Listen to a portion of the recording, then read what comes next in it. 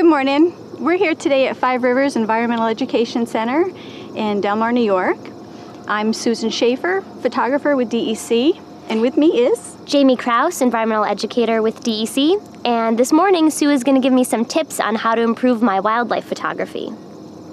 One of the first things that I like to do when heading out with anybody is to make sure that their cameras have fresh batteries in them, make sure they have an extra memory card, and to make sure they have the resolution set on their camera as high as it can go.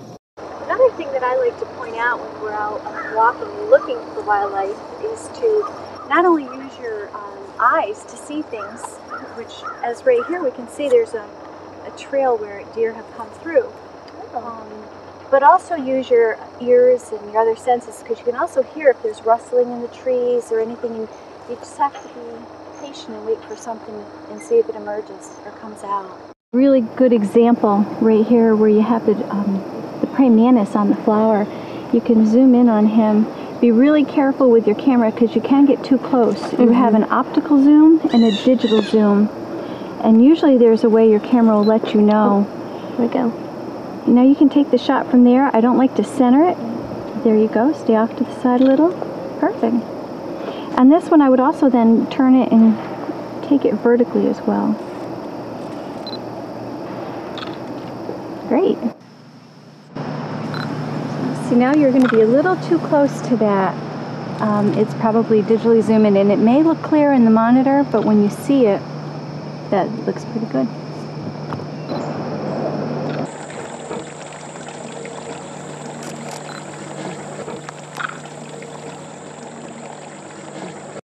Okay, here we have a little frog. If you get down real low on their level, I like to keep things real simple when I'm photographing small animals or little critters.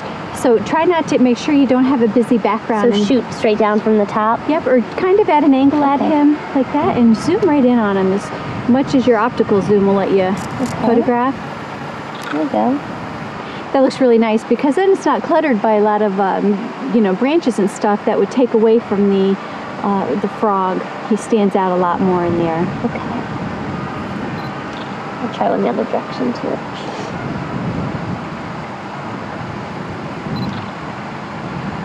And he sat right there. A lot of times it's patience, just waiting for them to get into an area where you can compose your photograph.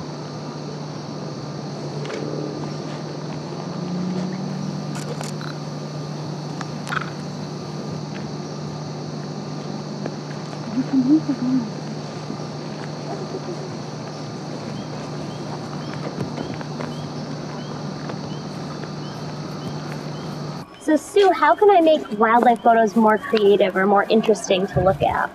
Well, one of the things that I like to do is take from a lot of different angles. It makes a world of difference when you're actually photographing. I take from the top, I can take from underneath if you can, if it's something up high. Take from the same level.